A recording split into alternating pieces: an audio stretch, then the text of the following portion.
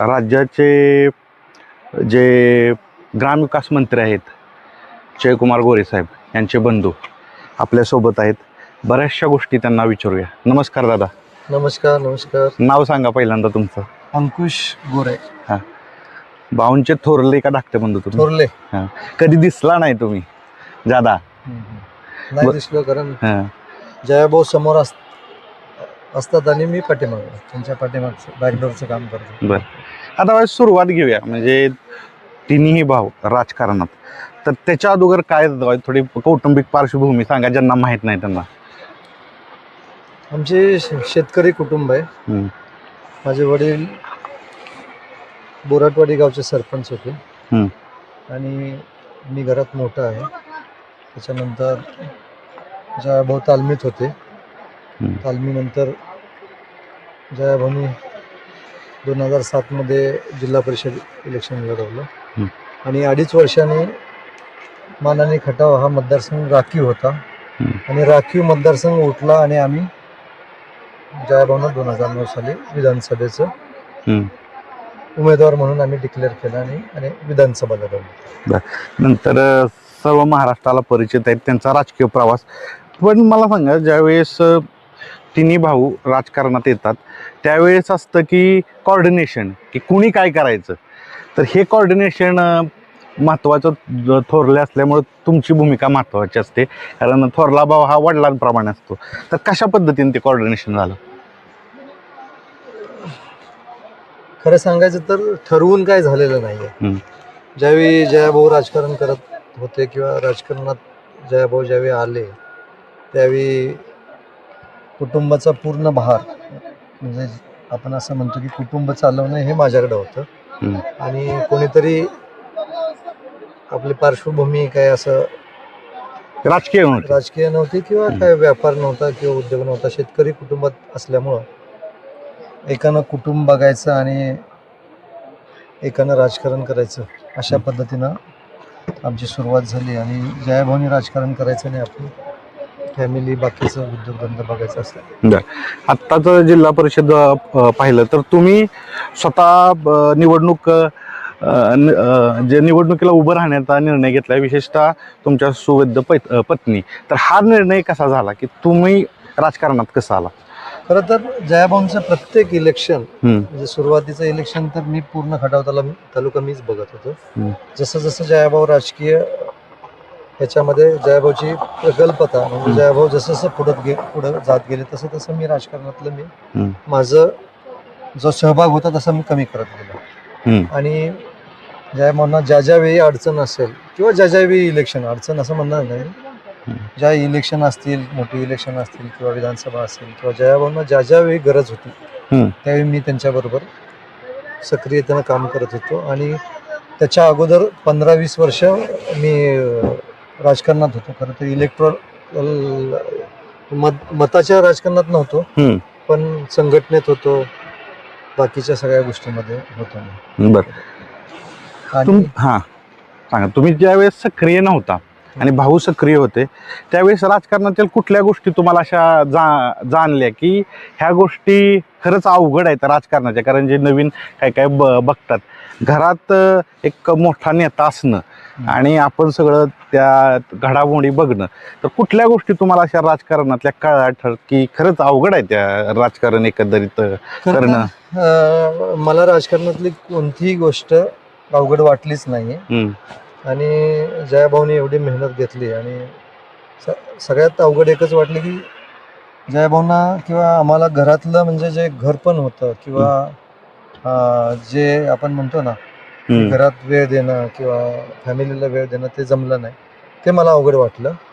परंतु एकदा आपण त्याच्यामध्ये पाय टाकला तर ते काढून घेणं पण मुश्किल होतं आणि जयाभाऊंनी प्रचंड मेहनत करून हे सगळं पॉलिटिकल त्यांचं जे काय आज इस्टॅब्लिशमेंट झाली, जे काय त्यांचं आता एका मोठ्या एका टॉप, म्हणजे राजकारणातलं एक उच्च आपण म्हणतो, पहिला 4 खात्यात त्यांना खातं भेटले, ही खूप मोठी गोष्ट आहे. काय असं मला म्हणजे सांगायला असा अभिमान वाटतो की एक महाराष्ट्रामध्ये एक नाव झालं आणि एक अतिशय पहिल्या 4 म्हणजे तुम्ही बोलल्याप्रमाणे पहिल्या 4 खात्यामध्ये जयाभावांना खातं मिळालं. दुसरी गोष्ट, महाराष्ट्राचे सन्माननीय मुख्यमंत्री देवेंद्र फडणवीस साहेब यांच्या विश्वासातले ते आहेत आणि त्यांच्या कोर कमिटीतले आहेत असं मला वाटतंय. आता हा एक फायदा असतो की आपले बंधू एवढ्या मोठ्या पदावर असले तर काम होतात. पण दुसरा प्रश्न येतो, एका मंत्र्याचा भाऊ असण्याचा तोटा काय आहे? खरं तर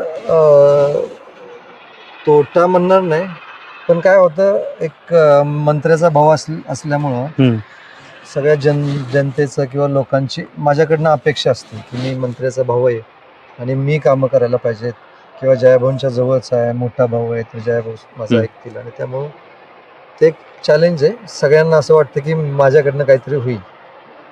बर, आता काय आहे, काय काय प्रश्न घेतो आणि हे प्रश्न मी औंध गटात फिरल्यानंतर मला जाणवले. आता ह्या आरोप होतोय की पुन्हा घराणेशाही, म्हणजे घरातल्याच लोकांना तिकीट दिलं जातंय, तर ह्याच्याविषयी काय सांगाल? खरं तर म्हणजे मी त्यांना काय क्रिटिसाइज करणार नाही. जे बोलतात त्यांचं बरोबर आहे, घराणेशाही. जर ते बोलत असतील तर त्यांच्या ठिकाणी ते बरोबर आहे. मी गेले 20 वर्ष झालं समाजकारण आणि राजकारण करतोय आणि 20 वर्षांमध्ये मी कुठलंही पद घेतलं नाही. आजपर्यंत माझ्या फॅमिलीमध्ये जयाभाऊ सोडलं तर राजकारणात शेखरभाऊ होते, ते वेगळ्या पक्षात ते गेले. पण आम्ही दोघं एकत्र असताना मी कुठलेही राजकीय ॲम्बिशन्स आतापर्यंत मी ठेवलेली नाही. आणि आत्तासुद्धा मला जिल्हा परिषद लढवायची नव्हती. परंतु या औंध गटामध्ये गेले 35 वर्ष जे प्रस्थापित नेते मंडळी होते त्यांनी या गटामध्ये जी विकास जो करायचा होता त्याच्यामध्ये ते पूर्ण बॅकलॉग राहिला. आणि ते अपयशी ठरल्यामुळं आणि लोकांच्या रेट्यामुळं मी खरं तर विधानसभेच्या इलेक्शनच्या मध्ये माझ्याकडे हे 40-50 गावं माझ्याकडे होती आणि कॅम्पेनसाठी होती. आणि त्यावेळी मला असं जाणवलं की या भागामध्ये प्रचंड म्हणजे कामाचं बॅकलॉग आहे आणि छोटी छोटी कामं आहेत जे की ग्रामपंचायत सदस्य किंवा पंचायत समिती सदस्य, जिल्हा परिषद सदस्याने करायला पाहिजेत. कारण मंत्री आमदार काय प्रत्येक रेशनिंग कार्ड तुमच्या ह्याच्यापर्यंत पोचू शकत नाही. तर मला असं जाणवलं की इथल्या गोरगरीब जनतेसाठी छोटी मोठी कामं करणं गरजेचं आहे. आणि मी ठरवलं की मला जिल्हा परिषद लढवायचं मी ठरवलंच नव्हतं. 1-2 महिन्यापूर्वी डिसाईड झालं. जनतेनं सांगितलं की आता हा गट आपल्याला घेतला पाहिजे आणि जयाभाऊंच्या पाठीमागं आपण ही जनता उभी केली पाहिजे. खरं तर मी कंटिन्युअस या इलेक्शन संपल्यानंतर म्हणजे कुठलीही अपेक्षा न ठेवता मी लोकांची कामं करत राहिलो. आणि त्यामुळं जर कोण म्हणत असेल की बाबा म्हणजे घराणेशाही वगैरे, तर त्यांना माझं एवढंच सांगणं आहे की जो जनतेचं काम करेल, तो घरातला असेल तरी चालेल, घराच्या बाहेरचा असेल तरी चालेल, कोणीही चालेल. कारण बाबासाहेबांचं संविधान आहे आणि त्याच्यामध्ये असं कुठं लिहिलेलं नाही की घरातला माणूस जर दुसरा काम करत असेल तर त्यांनी उभं नाही राहिलं पाहिजे. आणि आपण लोकशाहीमध्ये संविधान मानलं पाहिजे. आता मी ह्या गटात फिरलो तर प्रामुख्यानं समस्या सांगतो कुठल्या आहेत, आणि एवढ्या वर्षात त्याच समस्या आहेत. पाणी प्रश्न असेल, त्याच्यानंतर सगळ्यात मोठा मला हा विषय वाटतोय की प्राथमिक शाळा, जिल्हा परिषदेच्या शाळा आहेत, त्यांची अवस्था खूप दयनीय आहे. म्हणजे गळती वारंवार होते.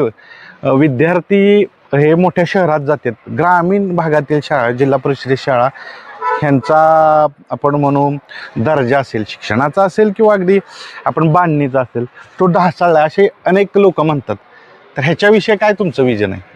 खरं तर आत्ताच ढासळलेलं नाही, गेले 15-20 वर्षापासून खाजगी ज्या इंग्लिश मिडियम शाळा आहेत आणि एक म्हणजे अपग्रेडेशन व्हायला पाहिजे होतं आपल्या मराठी शाळेमध्ये, प्राथमिक शाळेमध्ये, ते न झाल्यामुळं बरीच कारणं आहेत. त्याच्यामागे एक कारण नाही आहे, बरेच कारणं आहेत. त्यामुळं असं तुम्ही बोलताय ते बरोबर आहे की त्याचा दर्जा ढासळलेला आहे. आता सगळ्यात मोठं, तुम्ही निवडून आला तर काय कराल? कारण काय, लोकांनी मतं का द्यावी, आणि माझं विजन आहे की मला ह्या गोष्टी करायची. भाऊ मंत्री असताना काय तुमचं विजन आहे? खरं तर मी आता जिल्हा परिषदचं इलेक्शन लढवतोय आणि माझं विजन मी जिल्हा परिषदच्या माध्यमातून मी माझं विजन सांगतो. तुम्ही जो प्रश्न मगाशी विचारला शाळा, पहिलं मी शाळेवर येतो, त्याच्यानंतर बाकीच्या गोष्टी मी बोलतो. मला या 17 गावातल्या ज्या प्राथमिक शाळा आहेत त्या शाळांचा दर्जा सुधारायचा आहे आणि ह्या डिजिटल शाळा करायच्या आणि बोलक्या शाळा करायच्या. दुसरी महत्त्वाची गोष्ट की प्रत्येक मराठी शाळेमध्ये, प्राथमिक शाळेमध्ये मला स्वच्छ पिण्याचे पाण्याची व्यवस्था करायची. मुलांसाठी, मुलींसाठी वेगळं वेगळं स्वच्छतागृह करायचं. म्हणजे मला एक शाळेच्या बाबतीत एक मॉडेल बनवायचं की जिल्हा परिषदच्या गटामध्ये सर्व शाळा डिजिटल करायच्या. त्याच्यानंतर अजून दुसरं पुढं सांगायचं तर या 17 गावामध्ये प्रत्येक गावामध्ये पिण्याचं स्वच्छ पाणी द्यायचं आहे. कारण कोणत्याही गावामध्ये आपण जरी सरकारी यंत्रणा असली तरी जेवढं त्याचं म्हणजे बारकाईनं लक्ष द्यायला पाहिजे तेवढं दिलं जात नाही. आणि आपल्याला प्रत्येक गावामध्ये ॲरो प्लांट लावून 100% लोकांना स्वच्छ पाणी द्यायचं आहे, असा एक माझा माणूस आहे. आणि तो पुढच्या 1 वर्षामध्ये मी तो कंप्लीट करणार आहे. पण ह्यासाठी सत्ताच का हवी? कारण तुम्ही जर बघितलं तर तुम्ही जसं सांगितलं वारंवार आपण संदर्भ सांगतोय की एवढ्या मोठ्या मंत्र्याचा भाव आहेत, तर ह्याच्यासाठी सत्ता तुम्हाला काय पाहिजे? का तुम्हाला झेडपीतच निवडून यायला पाहिजे? खरं तर सत्ता पाहिजेच असं कोण बोललंच नाही. मी कुठं म्हणले सत्ता? मी इलेक्शन लढवतोय, सत्ता पाहिजे असं मला काय नाही. ते जनता ठरवेल मला सत्ता द्यायची का विरोधकांना सत्ता द्यायची. जनतेला जर माझं काम आवडलं, माझं विजन आवडलं तर मला सत्ता मिळेल. मी असं पाहिजेच असं माझं कधीच नाही. आणि पाहिजे असतं तर मी पाठीमागच उभं राहिलो असतो, 20 वर्ष वाट बघितली नसती. काय काय गोष्टी आपण विचारतोय आता ह्याच्या जोडीला. आणि हे आवर्जून तुम्हाला काय विचारतो, एक मी फिरलो ह्या भागात तर काही काही लोकांचा तो सूर असतो, त्याच्याविषयी बोला, क्लॅरिफिकेशन येऊ द्या. सगळ्यात मोठा मुद्दा आहे बेरोजगार. तरुण बेरोजगार आहे, त्यामुळं रोजगाराचा प्रश्न प्रामुख्याने कुठल्याही गटात गेला तरी तो जाणवतोय. तर रोजगाराच्या निमित्तानं तुम्हाला काय इथं करायचे? खरं तर आता सुरुवात आपली बेसिक गोष्टीमधून चालू आहे. हे 2-3 प्रश्न आपण समजा पाण्याचा प्रश्न असेल, आरोग्याचा प्रश्न असेल, त्याच्या पुढे जाऊन आपण पर्यटनाचं आपण बोललो. पुढच्या 2-3 वर्षामध्ये या भागामध्ये जे रस्ते आहेत, बऱ्यापैकी जयभवनच्या माध्यमातून रस्ते झालेले आहेत. अजून आपल्याला जयभवनच्या माध्यमातून पूर्ण 17 गावामध्ये रस्त्याचं जाळ, जे रस्ते राहिले ते पूर्ण करायचे आहेत. आणि त्याच्यानंतर आपण उद्योगाकडे वळणार आहे. खरं तर पर्यटन जर वाढलं तर उद्योग बी वाढणार आहेत. त्याच्याबरोबर आता जयाभाऊंनी मसवडमध्ये एक पंचतारांकित MIDC आणले आहे. त्यामुळे त्या MIDCमध्ये एक 20-25 हजार रोजगार उपलब्ध होतील. त्यामुळे ह्या भागातल्या युवकांना बऱ्यापैकी रोजगार मिळणारच आहे. पण माझा असा मानस आहे की याच भागामध्ये आपण पुढे फूड पार्क असेल, छोटे मोठे उद्योग असतील. आता मी एवढ्या लवकर जर हे उद्योगावर बोललं तर जरा गडबड होईल, कारण मी आता जिल्हा परिषदचं इलेक्शन लढवतोय आणि मला बेसिक सुविधावर लक्ष द्यायला लागेल.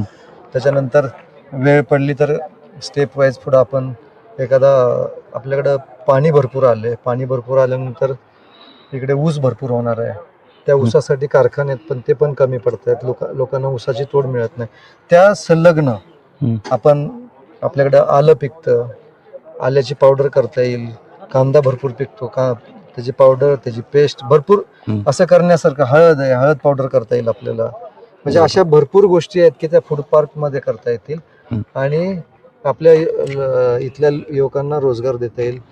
महिलांना आपल्याला बचत गटाच्या माध्यमातून छोटे छोटे उद्योगांना त्यांना कर्ज मिळवून देण्यासाठी किंवा त्यांना ज्या काय परमिशन्स शासनाच्या असतील, काही शासनाच्या योजना आपण प्रशासनाच्या माध्यमातून खालीपर्यंत पोचवून महिलांना उद्योग देण्याचा आपण प्रयत्न करतो.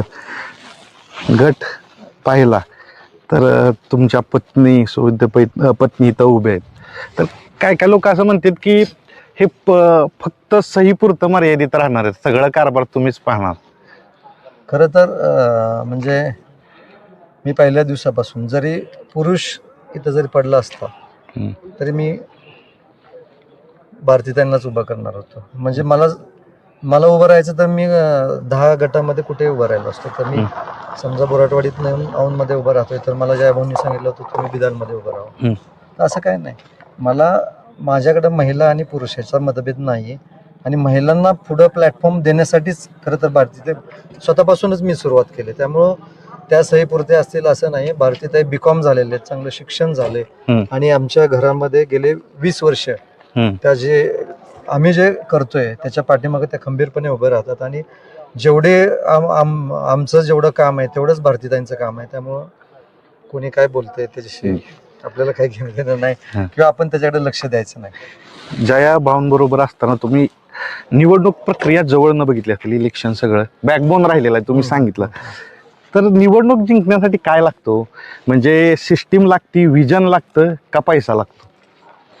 निवडणूक जिंकण्यासाठी खरं तर विजन लागतं. जनता तुमच्याबरोबर राहायला लागते, जनतेबरोबर तुम्हाला कनेक्ट राहायला लागतं. जनतेनं तुम्ही रिस्पेक्ट द्यायला पाहिजे, त्यांची कामं करायला पाहिजे, त्यांच्याशी प्रामाणिक राहायला पाहिजे आणि मग तुम्ही इलेक्शन जिंकू शकता. माझ्या माहितीप्रमाणे सिस्टमन पैसा बिसा हे काय भरपूर लोकांच्याकडे सिस्टमन पैसा आहे. मला म्हणजे मी तर ते मान्यच करत नाही. तुम्हाला जनतेचं काम, त्यांच्याशी कनेक्टिव्हिटी, त्यांना रिस्पेक्ट दिला पाहिजे तर तुमच्या मागं जनता आणि लोक उभे राहतात. थोडा वेगळा प्रश्न बघा, तुम्ही वारंवार बोललं जातं, तुम्ही फिरत असाल की तुम्ही राहताय भारतीय जनता पक्षातनं उभा BJP मधून. तर असं काय काय लोक बघा म्हणतात, ग्रामीण भागात असा एक सूर असतो की मशीनमध्ये फिक्स झालेलं आहे. तर तुम्ही काय सांगाल त्याच्याविषयी? आता खरं तर मी एवढा मोठा तुमचा प्रश्न आहे, म्हणजे प्राईम मिनिस्टरला पण हे प्रश्न विचारतात, तर ते तेवढा मोठा मी नाही आहे. पण सगळं खोटं आहे. ग्रामीण भागातले लोक म्हणतात खोटं आहे सगळं. आणि म्हणजे जनतेला आता समोरच्याकडे काय मुद्दा नाही म्हणून ते बोलतात. खरं तर आता तुम्ही बघत असाल जनता भारतीय जनता पार्टीच्या किती मागं आहे, किती पटीनं वातावरण तुम्ही बघत असाल. त्यामुळं तसं काही नाही आहे, हे सगळं खोटं आहे. बरोबर. हे सगळं झालं जातं. शेवटचा प्रश्न, पण तुम्ही करता काय, म्हणजे व्यवसाय किंवा काय बाकी गोष्टी सांगा. मी व्यवसाय करतो, रोड कन्स्ट्रक्शन, अर्थवर्कचे काम करतो. आता गेले 20 वर्ष झालं मी व्यवसाय करतो आणि आता सध्या म्हणजे खरं तर सरकारी कामं नाही मी करत, सब कॉन्ट्रॅक्टची कामं करतो आणि स्वतःचा व्यवसाय करून मी माझं. मतदार राजाला काय सांगाल हा व्हिडिओ जे बघतात त्यांना? मतदार राजांना एवढीच विनंती करेन की विकासाला मत द्या आणि तुम्हाला जर वाटत असेल की मी तुमचं काम करण्यास सक्षम आहे आणि जर तुम्हाला खात्री असेल तर आम्हाला मतं द्या. जर तुम्ही मतं दिली तर तुमचं मत वाया जाणार नाही, एवढं मी आश्वस्त करीन तुम्हाला.